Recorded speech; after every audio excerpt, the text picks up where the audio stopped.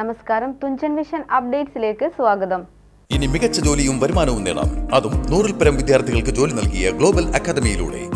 ഇന്ത്യയുടെ മുൻ പ്രധാനമന്ത്രിയും ഇന്ത്യൻ നാഷണൽ കോൺഗ്രസിന്റെ പ്രസിഡന്റുമായിരുന്ന രാജീവ് ഗാന്ധിയുടെ 33ാമത് രക്തസാക്ഷിത്വ ദിനത്തിൽ തിരൂർ മണ്ഡലം കോൺഗ്രസ് കമ്മിറ്റിയുടെ നേതൃത്വത്തിൽ പുഷ്പാർച്ചനയും അനുസ്മരണ സദസ്സും സംഘടിപ്പിച്ചു.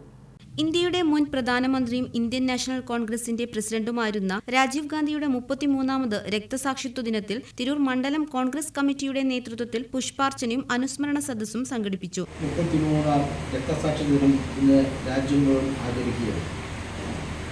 84 ഒക്ടോബർ 31 തീയതി ശ്രീമതി ഇന്ദിരാഗാന്ധി വെടിയേറ്റ് മരിച്ചപ്പോൾ ഇന്ത്യൻ നാഷണൽ കോൺഗ്രസിൻ്റെ അഖിലേന്ത്യാ കമ്മിറ്റി യോഗം ചേരുകയും അടുത്ത പ്രധാനമന്ത്രി ആര് എന്ന് ചർച്ച ചെയ്തപ്പോൾ ഏറ്റവും കൂടുതൽ ഉയർന്നു വന്ന പേര് ശ്രീ രാജീവ് ഗാന്ധിയുടേത്.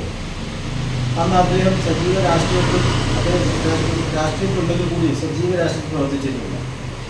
അങ്ങനെ പാർട്ടി നിർബന്ധത്തിന് വഴങ്ങിക്കൊണ്ടാണ് ശ്രീ രാജീവ് ഗാന്ധി ഇന്ത്യയുടെ പ്രധാനമന്ത്രിയായി 84 ചുമതലയേറ്റത്.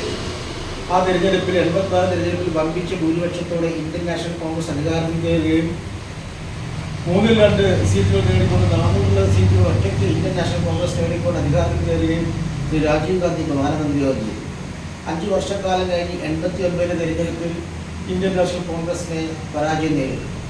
വീണ്ടും നടന്ന 90 തിരഞ്ഞെടുപ്പിലും ചെറിയ പാളിച്ചകൾ വന്ന 91 തിരഞ്ഞെടുപ്പിൽ വീണ്ടും കോൺഗ്രസ് അധികാരത്തിൽ കയറുന്നതിന് വേണ്ടി രാജീവ് ഗാന്ധി രാജ്യം മുഴുവൻ സഞ്ചരിച്ച് പ്രചരണം നടത്തുമ്പോഴാണ് അദ്ദേഹം ശ്രീ പെരുമ്പത്തൂരിൽ വെച്ച് അദ്ദേഹത്തെ കൊല ചെയ്തു.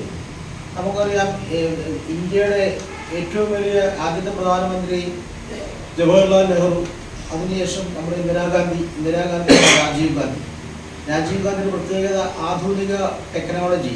ഇന്ന് നമ്മൾ ഉപയോഗിക്കുന്ന മൊബൈൽ ഫോണായാലും കമ്പ്യൂട്ടർ ആയാലും ലാപ്ടോപ്പ് ആയാലും അങ്ങനെ ആധുനിക ടെക്നോളജി ഇന്ത്യയിൽ വികസിപ്പിക്കുന്നതിന് ഏറ്റവും കൂടുതൽ പങ്കുവഹിച്ച പ്രധാനമന്ത്രിയായിരുന്നു ശ്രീ രാജീവ് ഗാന്ധി എന്ന് പറയാതിരിക്കാൻ സാധിക്കും. അദ്ദേഹത്തിന്റെ മരണം നമുക്ക് വലിയ നഷ്ടമാണ്. മണ്ഡലം പ്രസിഡന്റ് യാസർ പയ്യോളി അധ്യക്ഷത വഹിച്ചു. DCC general secretary advocate Padmakumar KA ഉദ്ഘാടനം ചെയ്തു. Block Congress president A Gopalakrishnan, നഗരസഭാ vice chairman Ramankutty Pangatt, CV Vimalkumar, Noushad Parannekkad, V Jayakumar, K Karimecheri, CK Kumaran, Vazhuthakkad Manikandan, Dileep Mailadimmal, Balan IP തുടങ്ങിയവർ സംസാരിച്ചു. TVN news Tirur. ഇനി മികച്ച ജോലിയും വരുമാനവും നേടാം, അതും 100-ൽ പരം വിദ്യാർത്ഥികൾക്ക് ജോലി നൽകിയ ഗ്ലോബൽ അക്കാദമിയിലൂടെ. വെറും 1 വർഷത്തെ ഏവിയേഷൻ മോണ്ടിസോറി TTC കോഴ്സുകളിലൂടെ ഇന്ത്യയിലും വിദേശത്തും മികച്ച ജോലി സ്വന്തമാക്കാം. കൂടാതെ BBA വിത്ത് ഏവിയേഷൻ പഠിക്കാനും അവസരം, അതും കേന്ദ്ര ഗവൺമെന്റ് അംഗീകൃത സർട്ടിഫിക്കറ്റോടുകൂടി. പഠനത്തോടൊപ്പം ഫ്രീ സ്പോക്കൺ ഇംഗ്ലീഷും ട്രെയിനിംഗ് സൗകര്യവും. 2024-25 ബാച്ചിലേക്ക് അഡ്മിഷൻ തുടരുന്നു.